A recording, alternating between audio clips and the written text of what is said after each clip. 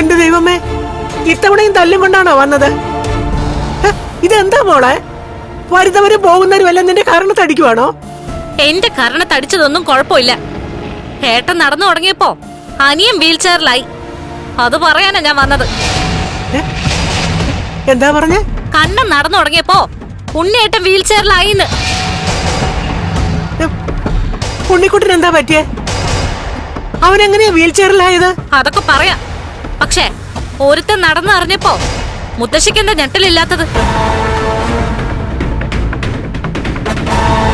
മുത്തശ്ശി എങ്ങനെയാ ഞെട്ടുന്നത്?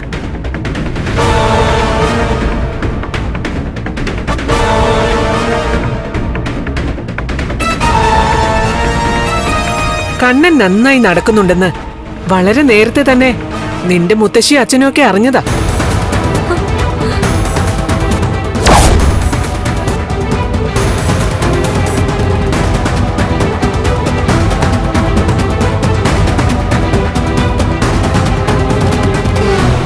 അത് ശരി.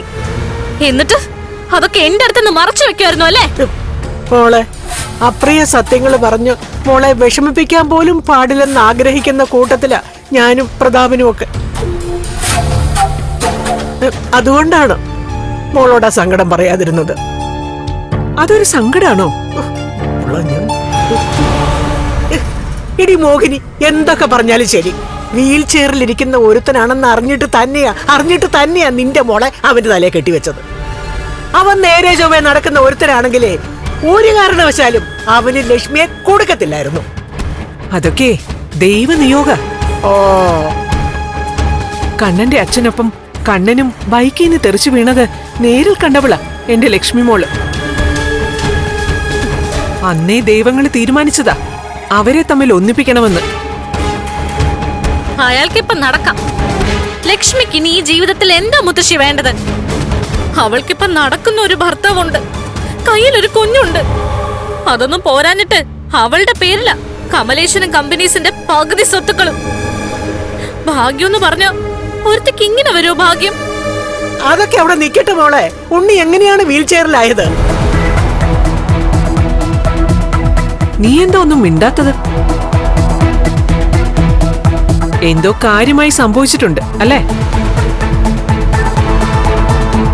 എന്താ മോളെ? അയാള് വീണ്ടും അയാളുടെ ഏട്ടനെ കൊല്ലാൻ നോക്കി. AC-യില് വിഷവാതകം നിറച്ചിട്ട്.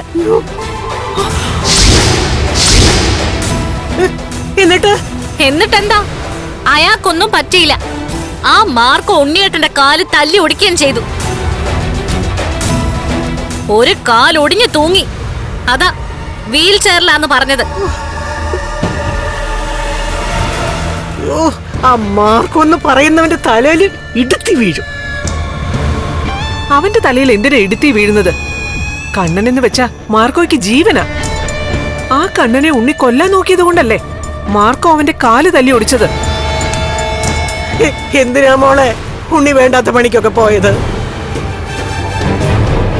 അവന് മര്യാദക്ക് ജീവിച്ചുകൂടെ? അവൻ ഒരിക്കലും അതിന് കഴിയില്ലെന്ന് ഇപ്പൊ മനസ്സിലായില്ലേ? എന്നാലും അയാള് നടന്നു തുടങ്ങിയ കാര്യം ആരും എന്നോട് പറഞ്ഞില്ലല്ലോ. അതാണ് നിന്റെ സങ്കടം, അല്ലാതെ നിന്റെ ഭർത്താവിന് നടക്കാൻ പറ്റാത്തതിലല്ല. അയാള് നടന്നിട്ട് എനിക്ക് വലിയ പ്രയോജനമൊന്നുമില്ല. പക്ഷേ കണ്ണൻ നടക്കുന്നത് കണ്ടപ്പോ എന്റെ നല്ല ജീവൻ അങ്ങ് പോയി. ഇതാണോടി നീ മാറിയെന്ന് പറഞ്ഞത്? ഇനി കണ്ണനെ ലക്ഷ്മിയൊക്കെ സ്നേഹിക്കാന്ന് പറഞ്ഞല്ലേ ഇവിടുന്ന് അങ്ങോട്ട് പോയത്. എന്നിട്ട് ഇതാണല്ലേ നിന്റെ മനസ്സിലിരിപ്പ്?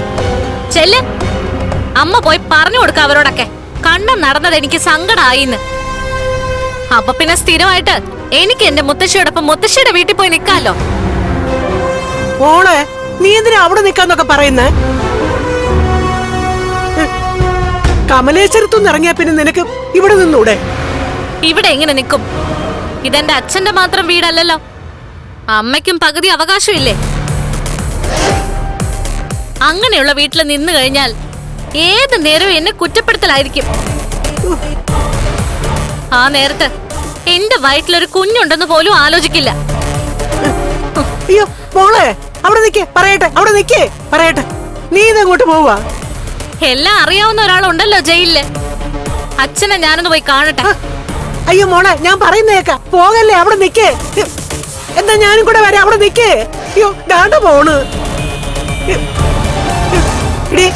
എടി മോഹിനി, മോളിങ്ങോട്ട് വരുമ്പോഴെങ്കിലും നിനക്ക് നല്ല 4 വർത്താനം പറഞ്ഞുകൂടെ എന്റെ മോഹിനി?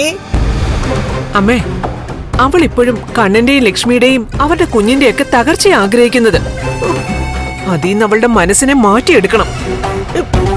ഉണ്ണിക്കൊപ്പം ചേർന്ന് ദൈവത്തിന് നിരക്കാത്ത പണി അവളെ കാണിച്ച ഇനി കണ്ണനും ലക്ഷ്മി അതൊക്കെ സഹിക്കൂന്ന് അമ്മ കരുതണ്ട.